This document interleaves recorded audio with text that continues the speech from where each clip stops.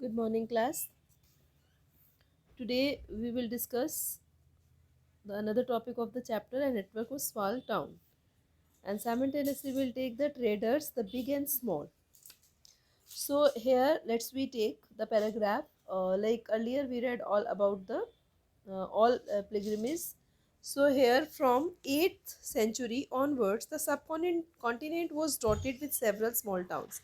सब कॉन्टिनेंट मतलब near by reason जो है वो आपका बहुत सारे टाउन से भर चुका था, काफ़ी टाउन एस्टेब्लिश हुए and these probably emerged with the large villages and they usually had a mandapika or mandi or later times to which nearby villages brought their produce to sell and they also had market streets called hatta. हट्टा या हाट जिसको बोलते थे, मतलब उनको गलियां, छोटी छोटी गलियों में जो सामान बेचा जाता था, देवर कॉल्ड हाट. तो lined with the shop, besides there were streets for different kinds of artisans, such as the potters, oil pressures, sugar markets, toddy makers. Toddy का मतलब होता है वाइन, जो लोकल वाइन बनती है. And smiths, stone masons. Stone masons का मतलब है जो पत्थरों से काम करने वाले होते थे, पत्थरों को, जैसे पत्थरों से ज्वेलरी भी बनती थी, ठीक है, एटसेट्रा. तो इस तरीके के मार्केट लगते थे because that was the need of that time.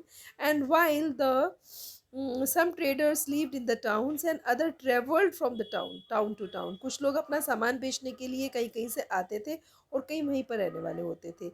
which were popular, generally people used to come to sell their commodities. So many came from far or near these towns to buy local articles and sell products to distant places like horses, salt, camphor, saffron, betel nut सुपारी को बोलते हैं, and spices like paper. तो इस तरीके के भी जो थे वो दूर से लोग आते थे इन चीज़ों को खरीदने के लिए और बेचने के लिए भी. ठीक है. यूजुअली सामंतास और Samantas, last time I told you the people who were near to close to king and they had good land with them. So in later times a zamidar built a fortified palaces in or near these towns and they leave taxes. Leave taxes का मतलब उन पर taxes लगाने शुरू कर दिए उस market पर, ऑन ट्रेडर्स पर जो आने जाने वाले लोग थे, आर्टिजियंस थे, and articles on the trade sometimes, और उन चीज़ों पर भी जो लोग वहाँ से बिजनेस कर रहे थे. ठीक है. And donated the right and collected these taxes to the local temples which had been built by the themselves or by which the merchants. These rights were recorded in the inscriptions that have survived in this to this day. मतलब ये सब चीज़ें ऐसी हैं जो हमको लिखी हुई मिली हैं जिनको हम आज पढ़ रहे हैं. ठीक है. तो इस तरीके का एक तरीके से वहाँ पर एनवायरनमेंट हुआ कि जो मतलब अगर हम कहें कि एक नेटवर्क कैसे कनेक्ट हुआ, तो जो पॉपुलर टाउन्स थे, तो people the traders use to come there to sell their commodities. अब यहाँ टैक्सेस ऑन मार्केट्स पर है, किस किस तरीके के टैक्सेस लगते थे. तो शुगर पर, जगरी पर, कोकोनट्स पर, क्लॉथ्स पर, इस तरीके की चीज़ों पर वहाँ पर टैक्सेस थे. तो you can see it yourself. Now another paragraph is the trader big and small. तो ट्रेडर्स थे वो छोटे बड़े सभी तरीके के होते थे. Many kinds of traders were there and these included the Banjaras. Banjaras कौन होते थे? Who don't have their particular settlement. ठीक है. जो शिफ्टर्स थे, मतलब अपने कैटल के साथ, हर्डर के साथ इधर उधर घूम घाम कर अपना काम करते थे, तो वो लोग क्या थे, वो भी मार्केट में शायद आ जाते थे. Several traders, specially the horse traders, formed association. Formed association का मतलब अपने ग्रुप में आते होंगे, with the headman and who negotiated with their behalf of the warriors and who bought horses. मतलब उनकी नेगोशिएशन, उनकी जो मीटिंग होती थी, किससे होती थी? राजा के सैनिकों से या फिर कमांडर से, जिनको वो अपने हॉर्सेस सप्लाई कर सके. तो since traders had to pass through many kingdoms and forest and they usually travelled in caravans. कारवां मैंने आपको बताया पहले, कभी भी लोग सिंगली ट्रेवलिंग नहीं करते थे for the purpose of trade. Why? Because that can be looted और रॉब्ड बाय द रॉबर्स. लेकिन क्या करते थे? They use to travel in groups. Why? Because they felt safer at that time. So some form the guilds to protect their interest.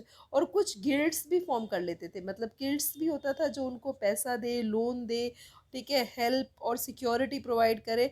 तो ऐसे लोग भी होते थे कि जिनको उनको टैक्स देना पड़ता था।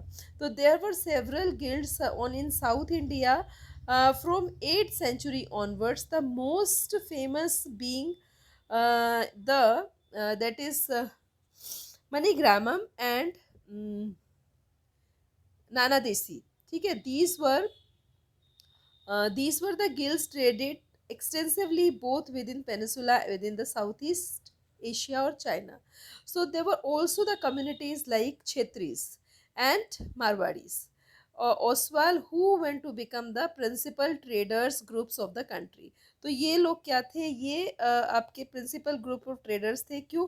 क्योंकि यहाँ पर मतलब इन लोगों को शायद ज़्यादा मतलब ये इन्वॉल्व थे प्रोटेक्ट करने के लिए, सिक्योरिटी देने के लिए।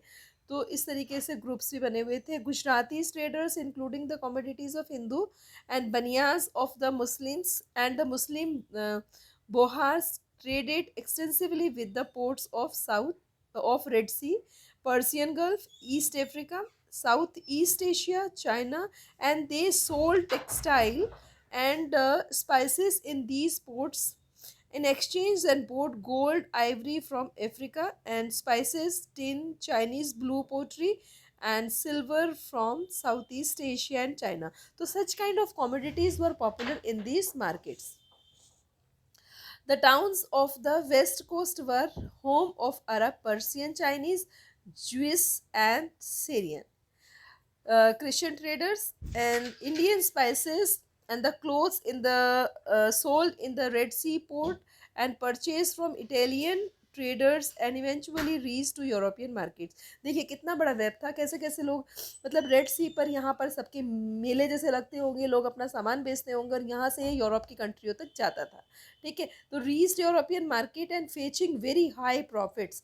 Spices grown in tropical climates, pepper, cinnamon, nutmeg, and dried ginger, etc., became important part of European cooking, and cotton cloth was very attractive.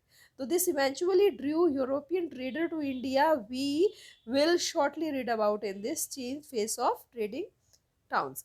तो ये हमने देखा कि किस तरीके से इंडिया की जो कमोडिटीज़ थी they were popular in the foreign market. और साथ साथ अगर हम कहें such kind of example, Kabul भी एक ऐसा ही सेंटर था जहाँ पर भी लोग जमा होते थे और वहाँ से बहुत सारी चीज़ें क्या थे वो अपने कंट्रीज़ को लेकर जाते थे।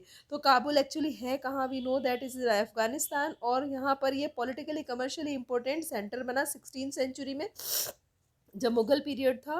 And Kabul and Kandahar were link to celebrate silk route, यहाँ से सिल्क रूट शुरू हुआ जो चाइना तक जाता था। And beside trades these horses was primarily carried out through this route, मतलब यहाँ से सबसे पहले घोड़े को ही लाया जाता था क्योंकि उस टाइम वॉर लाइक एक्टिविटीज़ थी।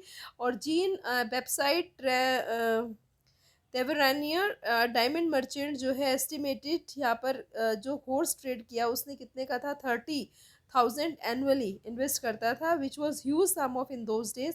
तो camel carried dried fruits, dates, carpet, silk, even the fresh fruit from Kabul to the subcontinent region. Elsewhere, slaves were also bought here for sale. तो यहाँ पर सेल भी किया जाता था, कौन, स्लेव्स भी लाए जाते थे। मार्केट इस तरीके से चलता था। ठीक है, तो आज इतना ही करते हैं। Thank you, have a nice day.